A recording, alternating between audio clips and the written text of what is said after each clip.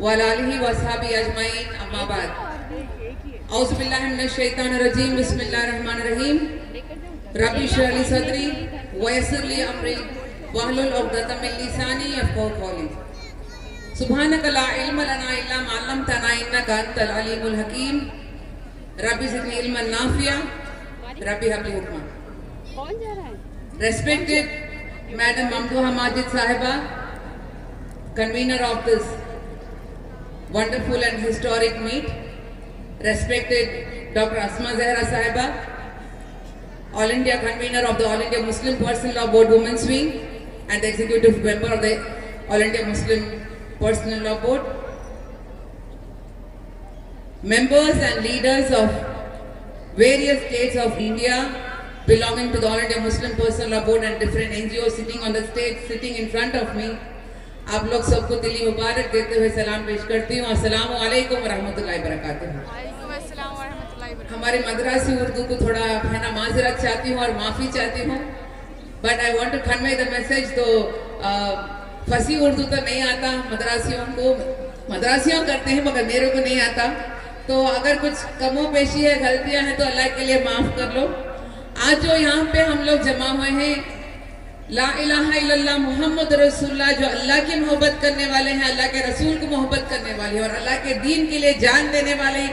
अल्हम्दुलिल्लाह अल्लाह हमको यहाँ पे जमा किया है, सारी तारीफ अल्लाह की, और अल्लाह को शुक्र अदा करेंगे कि ऐसा बार बार मौका अल्लाह हम सबको पेश करे। ऐसे मौका में आज हम लोग जमा हैं कि मुख्तलिफ स्पीचेस आप लोग सुने हैं कि हम लोग कैसा आज शरीयत के लिए लड़ रहे हैं, शरीयत की हिफाजत करने के लिए आवाज़ उठाना चाहिए और इसके लिए हम लोग सब मिलना चाहिए।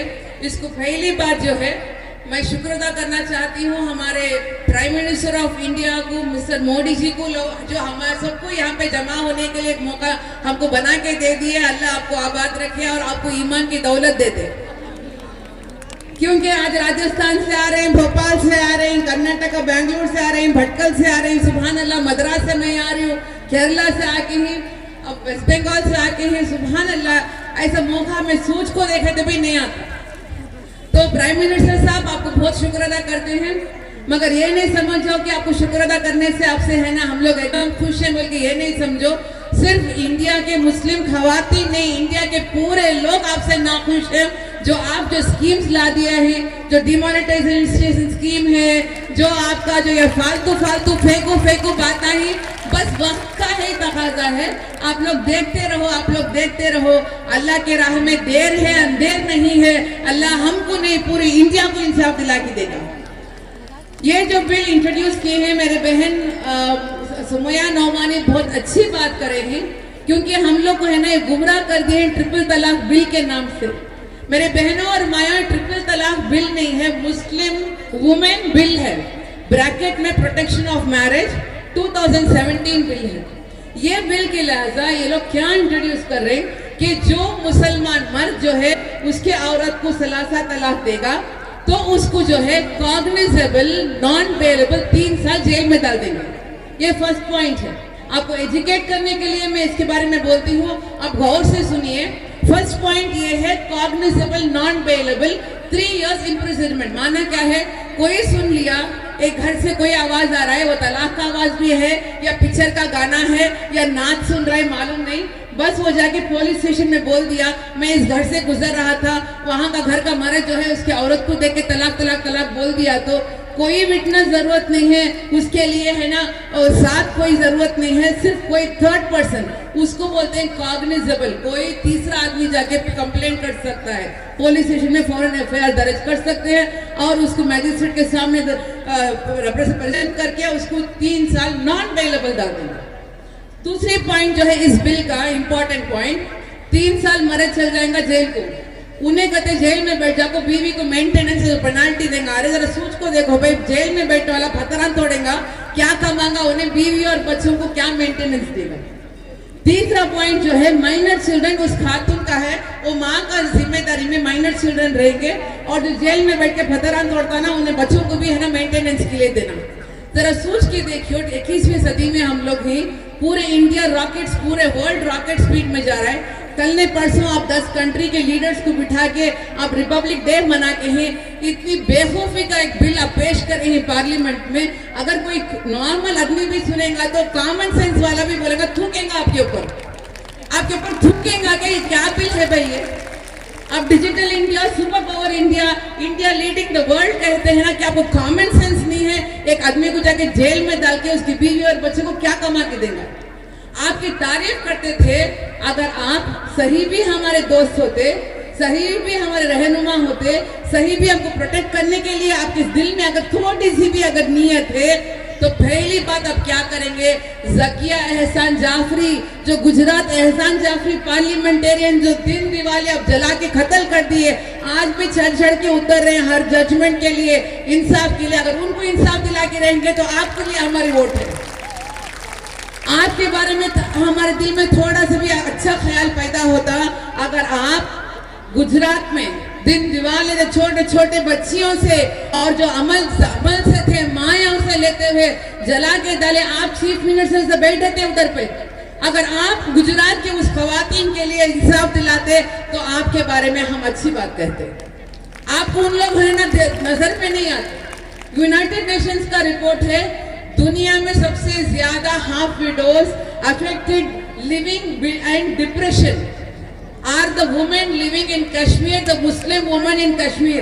प्राइम मिनिस्टर साहब, अगर सही भी आप मुसलमान औरतों को प्रोटेक्ट करना चाहते हैं तो इंसाफ दिला दो। हमारे कश्मीर के जो खातून है वहां पे दिन दिन आके जो भीख मांगते हुए खड़े हैं, उनको इंसाफ दिला दो। आप क्या इंसाफ दिलाएंगे जो राजस्थान में जो आपका ऑर्गेनाइज्ड क्राइम हुआ, ऑर्गेनाइज्ड क्राइम, जो अफजरुल जो वेस्ट बंगाल से गया राजस्थान को, वहां पे जाके कूली काम करने के लिए गया, उसकी बच्चियों को शादी करने के लिए, उसको आप जला के डाले लव जिहाद के नाम से। एक टीनेजर उसको रिकॉर्ड करते हैं और आप वायरल करते हैं सोशल मीडिया में। आपके मुंह से ये लफ्ज नहीं आया उस अफजरुल की बीवी और बच्चियों के बारे में। अगर आप कहते तो आपके बारे में हम अच्छी बात कहते।